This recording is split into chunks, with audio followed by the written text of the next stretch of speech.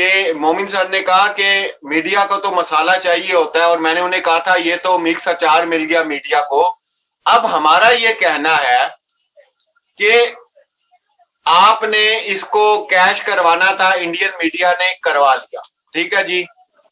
आपने बता दिया जी पाकिस्तान एक गंदा मुल्क है, औरत वहां सुरक्षा नहीं है, तंग आके बच्चे उठा के वो औरत यहाँ आ गई। आपने उसको पाकिस्तान मुर्दाबाद के नारे भी लगवा लिए, अच्छा जी कोई बात नहीं। आपने उसको प्रोटोकॉल भी दिया मीडिया ने, अच्छा जी कोई बात नहीं। अब 1.5 साल हो गया, अब काम हो गया ठंडा, ठीक है। जो काम आपने मीडिया ने इससे लेना था वो ले लिया भाई। अब तो आप थोड़े सीरियस हो इस मुद्दे को लेकर,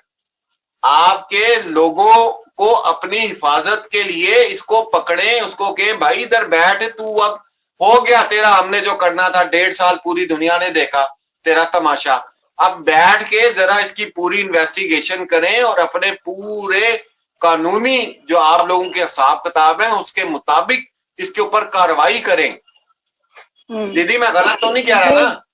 नहीं करेंगे भाई, मैं बताती हूँ ना आपको, जिन्होंने करना है उनको राखी बांध दी गई है।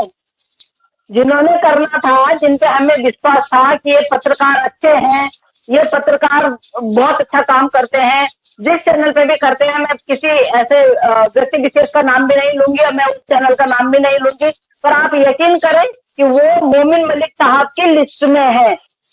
मोमिन मलिक साहब की लिस्ट में है कि राखी मैं बनवाता हूँ तुम्हें, अब मैं बनवाता हूँ। पहले तुम लोगों ने जितना इनिशिएटिव लेना था ले लिया, लेकिन अब कुछ नहीं। अब क्या है, अब जाके अब जाओ ना उसके घर में कि 1.5 साल, अभी पहले उन पुलिस वालों से पूछो ना भाई तुम कर क्या रहे हो, तुमको जो ऑर्डर आए हैं आपने उन ऑर्डरों पे कितना काम कर लिया। उन पुलिस वालों, जिन पुलिस वालों को ये हिस्सा देती है, तो आप ही लगाओ ना कि उन लोगों को इसने जिसको देखा इसने कि यार ये बंदा ना जरा सख्ती से मुझे सवाल पूछ रहा है, उसी को इसने राखी बांध दी। हमारे यहाँ ऐसे लोग हैं कि रक्षाबंधन के बाद फिर बहन बहन बहन बहन, फिर अपनी बहनों को भी ले गए, फिर अपने उन बीवियों को भी ले गए, उनके घर में 10-10 दिन रह के आ रहे हैं एक ही कमरे में। ऐसे लोग हमारे बहुत अच्छे पत्रकार हैं, बहुत अच्छे पत्रकार हैं, उनको मैंने बहुत ट्रोल किया, बहुत ट्रोल किया। आज बोलो चुप है, मैंने कहा चुपचाप ही ठीक हो, आप कुछ मत बोलो, बिल्कुल चुप रहो, कोई जरूरत नहीं है, मोमिन सर काम कर रहे हैं। दूसरी जो मैं खास एक बात कहना चाहता हूं अपने तमाम यूट्यूबर्स को, वो जो कल जब उसने माफी मांगी तो उसने एक वीडियो क्लिप किसी के लाइव का दिखाया, मतलब वो कार्ड खेल रही है ना, हमदर्दी का कार्ड खेल रही है कि देखो मुझे अगर भेज दोगे तो फिर ये। तो मैं सिर्फ ये कहना चाहता हूं कि जो लोग वीलॉग करते हैं, खुदा के लिए आप लोग थोड़ी सी अपनी सेंस इस्तेमाल किया करें, क्योंकि उसको तो अब ऐसी चीजें चाहिए बचने के लिए, अपनी जान जो है वो बचाने के लिए, वो तो अब ढूंढती फिरती है इस तरह की चीजें हमें मिल जाएं, ऐसी कोई गुफ्तगू मिल जाए कि जिसको मैं अदालत में दिखा के, या एपी सिंह ने उसको कहा होगा कि भाई तुम अब एक्टिव हो जाओ, अब लाइव देखा करो, लाइव में क्या बातें हो रही हैं। तो ये जो $17,000 आ रहा है, तो ये आपको तो अब जानती हैं कहाँ का लगा होगा। तो हाँ जी, आज करवा चौथ हो गया, फिर होली हो गई, फिर फलाह हो गया, फिर दिवाली हो गई, तो ये फिर वो आप पहुंचते हैं सारे कैमरे वगैरह लेके, सब कुछ, ऐसे तो कोई नहीं जाता, ठीक है। तो लोगों को भी इनकी हकीकत का पता चल गया, इस औरत की हकीकत का भी पता चल गया है। मेरा आज का जो पैगाम है उन तमाम भाइयों से है कि खुदा के लिए चलें, आपने जो भी एक पाकिस्तान का नेगेटिव इमेज दिखाना था वो आप दिखा चुके हैं, कोई बात नहीं, इसको आप कैश करा चुके हैं, लेकिन खुदारा अब आप अपने मुल्क की तरफ इसके ऊपर तवज्जो दें। ये छोटी मोटी चीज नहीं है, ये कोई बड़ा काम हो सकता है, और उसके लिए आप लोग एक्टिव रहे। आगे 15 अगस्त भी आ रहा है, और फिर वही बात एसपी सीना साहब की कि अच्छा, फिर मुझे थोड़ा सा गिला शिकवा भी इस चीज का है कि अगर रिटायर्ड आर्मी के हैं, उनको इतना इस चीज का मतलब वो बड़ी बारीकियों वाली बातें की उन्होंने, तो जरूर उनको कहना चाहिए था कि भाई इसको पकड़ो, अंदर डालो, देखो ये है कौन, इसकी तो समझ ही नहीं आ रही। तो उनको भी मतलब उनकी वो TV9 पे भी आते रहे इंडिया भारत का जो बड़े बड़े चैनल है उन पे आके वो डिबेट करते रहे, बड़ी अच्छी डिबेट करते हैं वो, तो फिर भी एक्शन नहीं लिया गया। ये बात हमें ना हजम होती है ना समझ आती है कि भाई ये क्या वजह है, एक्शन इस पे लेना चाहिए था। जब इतने बड़े बड़े वो आपके पोस्ट पे बैठे हुए लोग बातें बता रहे हैं, आपको वार्न भी कर रहे हैं, आपको बता भी रहे हैं कि भाई ये मसला खराब है, जगह भी उसने सबसे ज्यादा एक्टिव चुनी जो भारत में है सबसे ज्यादा, और जब अगर एयरपोर्ट बन रहा है तो कितने कितने मुख्तलिफ ममालिक से लोग सदर आएंगे भी जाएंगे भी, आपके अपने मोदी जी हैं, योगी जी हैं, तो वो भी उनका आना जाना, तो ये कितना इसको इजी लिया जा रहा है, ये बहुत हमारे लिए सोचने का मरला है। बिल्कुल बहुत तो, मतलब अब क्या करें हम लोग, अगर हमारे हाथ में होता, हम कानून से नहीं बंधे हुए होते तो भाई सच में कब का इसका हम कर चुके होते, रफा दफा कर चुके होते हम, लेकिन हम बंधे हुए हैं अपने कानून से, और हमें अपने कानून पे बहुत भरोसा है। देर में होगा, थोड़ा सा देर लग रही है, क्योंकि जो पहले 1 साल जो है ना वो पूरा बर्बाद किया AP सिंह जी ने, कि मैं वकील हूँ, उन्होंने जो टाइम वेस्ट किया ना वो टाइम हमें बहुत भारी पड़ रहा है।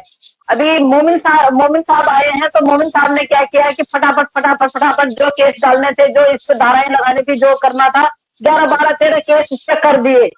अब 11-12-13 केस जो है उनमें से अगर 2-3 केस भी काम कर गए ना तो इसके तो वाट लगने वाली है। इसके साथ में जो और लोग जाएंगे उनकी तो फिर नैया ही पार है। तो मोमिन मलिक साहब ने जो काम किया 5 महीनों में, ये 5-6 महीनों में उन्होंने इतना रायता समेटा ना, सच में मैं सैल्यूट करती हूँ उनको कि उन्होंने इतना रायता समेटा, जो 1 साल से, जैसे बोलते हैं ना मकड़ी का जाला,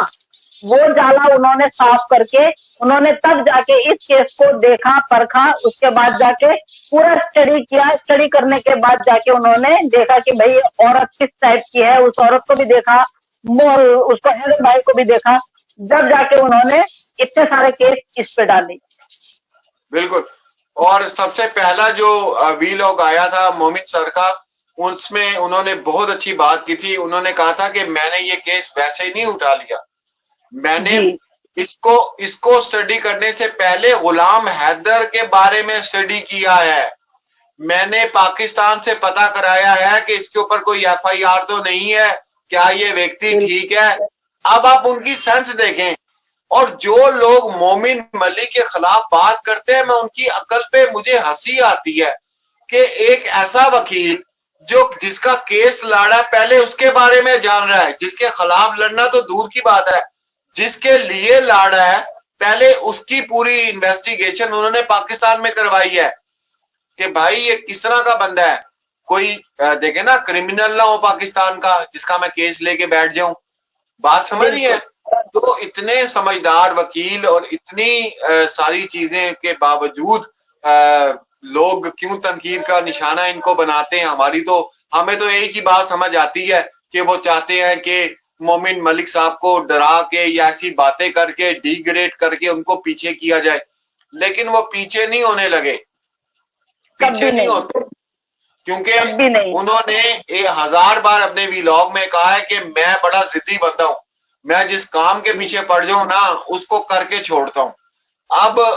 वो पड़े में इस काम के, और इंशाल्लाह वो इसको करके ही छोड़ेंगे हर हालत में। और इंशाल्लाह हमने जब शुरू में मैंने सर से बात की थी, फर्स्ट टाइम मैंने बात की थी, तो मैंने सर से पूछा, मैंने कहा सर मैं बिल्कुल एक्यूरेट आपको बात बताऊंगी, आप उनसे पूछेंगे तो वो भी यही बोलेंगे कि हाँ सरिता बहन ने मुझे ये पूछा था। मैंने कहा बजरंगी भाईजान हम आपको बोलते हैं, मैंने उनके बारे में भी सर्च किया, अंसार बरनी जी के बारे में भी सर्च किया। मेरे को भी एक कीड़ा है आपकी तरह, जिसके बंदे का नाम आ जाता है ना मैं उसको फिर सर्च करना शुरू कर देती हूँ किसने क्या किया। तो जैसे अंसार बरनी जी को खोला मैंने, तो बाप रे मैंने फिर बंद कर दिया। मैंने कहा नहीं इतना सारा नहीं पढ़ना, जितना पढ़ लिया उतना बहुत है, इस केस में उतना बहुत है। बजरंगी भाईजान को हम जानते थे, तो मैंने उनको ये बोला, मैंने कहा सर आपने ये केस इमीडिएट ले लिया था जैसे ही आपके पास आया? बोला सरिता बहन इतना मेरे को आपने वो समझ रखा है। पहले 2 हफ्ते लिए मैंने अंसार बदनी जी से, और हैदर के बारे में, पूरे पाकिस्तान के बारे में, हैदर के बारे में पता लगाया। कहीं पे भी अगर इसका कोई क्रिमिनल रिकॉर्ड होगा ना तो ये केस कभी नहीं लूंगा। पर जब मैंने हर बंदे से, हर गली में, हर कूचे में, मेरे कितने लोग रहते हैं बुलावा, मैं कितने लोगों को जानता हूँ, जब मैंने उसके बारे में पता लगाने के लिए लोगों को भेजा तो हर बंदे ने यही बोला, भाई ये तो हमारे यहाँ बोलते हैं गौ इंसान, ये गाय की तरह शांत स्वभाव का इंसान है। तो उसके बाद 2 हफ्ते बाद उन्होंने अंसार बर्नी जी को बोला था कि हाँ मैं ये केस लड़ूंगा। तो बोला 2 हफ्ते तक इसके बारे में भी पता किया और उनके बारे में भी, हैदर भाई के बारे में भी। तो हैदर भाई के बारे में जो उनको पता लगा तो उन्होंने बोला हम हैदर भाई के लिए नहीं, अब एक पिता के लिए काम करेंगे। हम ना हिंदू मुस्लिम ना 2 मुल्कों को देख के, सिर्फ एक पिता जो अपने आंसुओं से हमारे यहाँ हिंदुस्तान के इदारों को पुकार रहे हैं, हम बहन भाइयों को पुकार रहे हैं, यहाँ के अदालतों को पुकार रहे हैं, यहाँ के नेताओं को पुकार रहे हैं, हम उस बात की वो करेंगे, हेल्प करेंगे। हमें हैदर भाई से कोई लेना देना नहीं है, हम हैदर भाई को नहीं जानते हैं, हम एक पिता को जानते हैं, जो पिता परेशान है, जिसकी सो कॉल वाइफ ने इनलीगल शादी कर ली है।